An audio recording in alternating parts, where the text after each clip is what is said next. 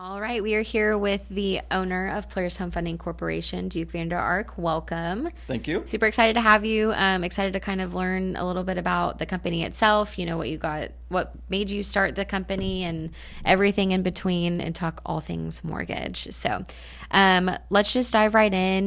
Tell me a little bit about you. What did you do? Before you got into the mortgage industry. Well, I went into service right out of high school. I was in the Army, Military Police Corps. I got out of the service. Thought I was going to be a police officer, and had a Saul on the road to Damascus moment and changed my mind and said I'm going to take some business classes. Very nice. And moved down the line and took salesmanship and that kind of stuff. And I thought, boy, I'm going to take the world by storm, and I'm going to get a real estate salesperson's license. And, at 21 years old, somebody making the biggest investment in their life, it didn't really go all that great. Fortunately, I had a person who kind of took me under his wing and taught me how to do real estate appraisals. So I did that for a while. Then in the early 90s, real estate appraisers were licensed as their own profession. You didn't have to have a salesperson's license any longer. And I hung my own shingle, and appraisal business was going really well.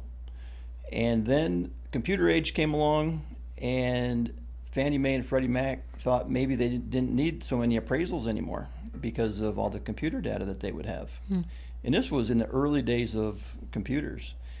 And it honestly made me scared. I said, oh boy, what am I going to do now if they're going to do away with appraisals? Yeah. And so I said, well, let me look into this mortgage broker business. And that's kind of what I did. That's great. So in 96, I applied for a license.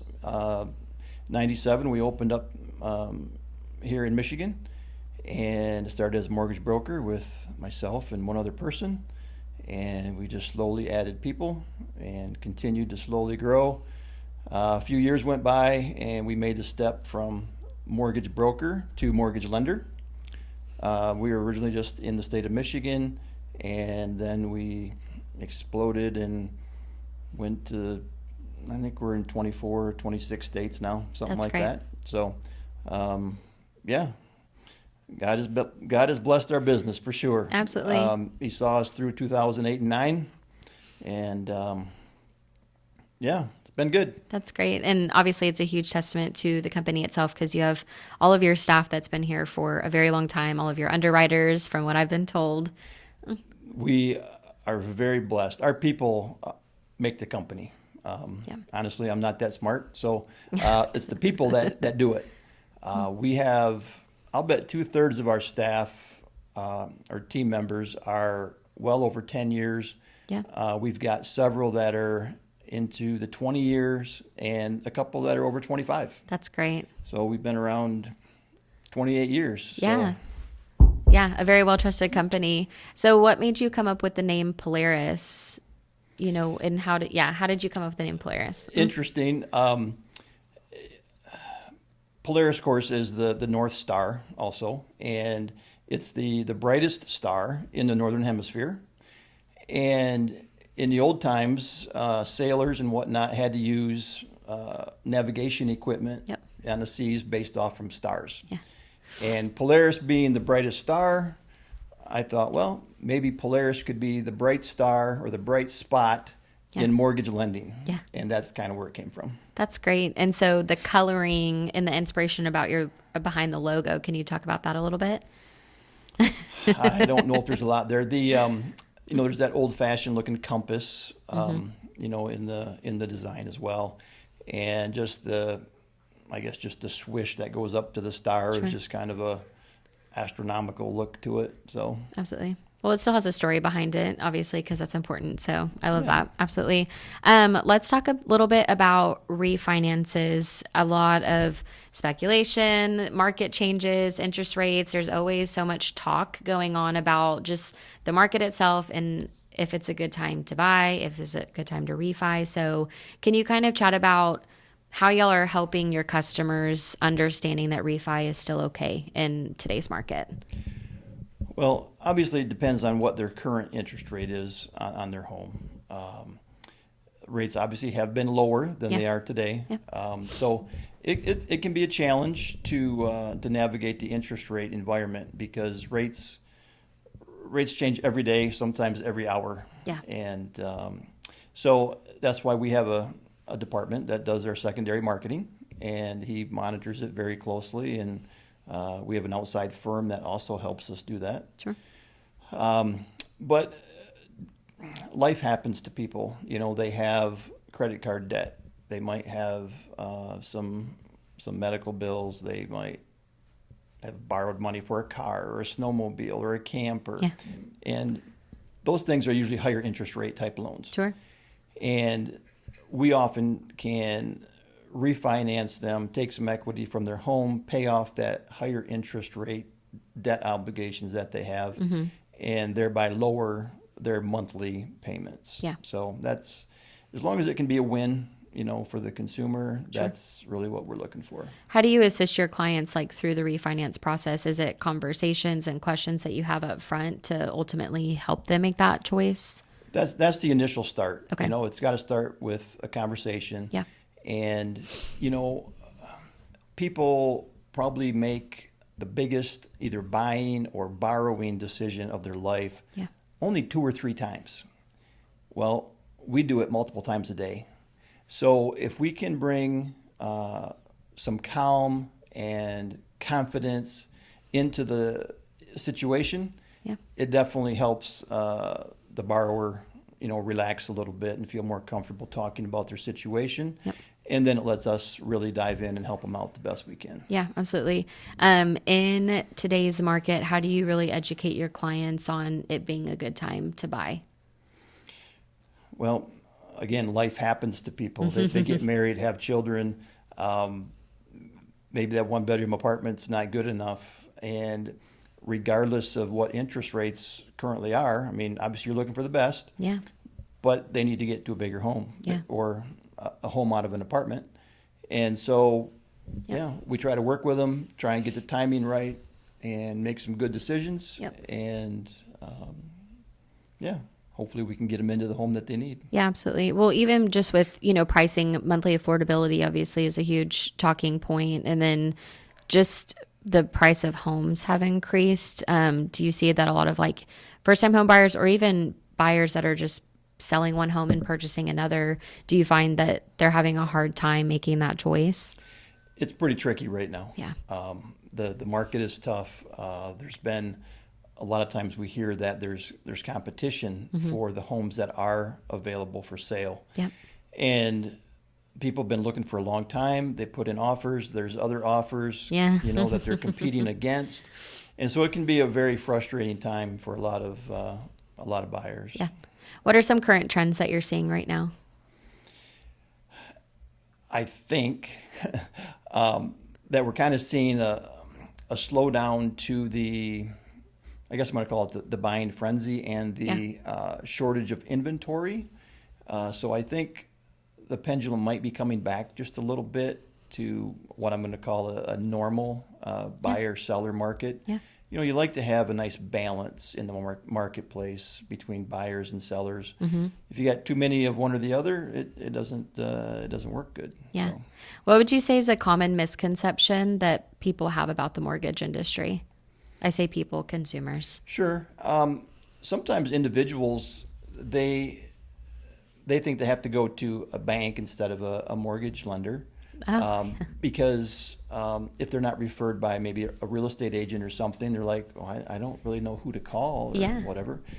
Other things people think is, I don't have good enough credit and I won't be able to do a refinance or I won't be able to purchase a home. Yep.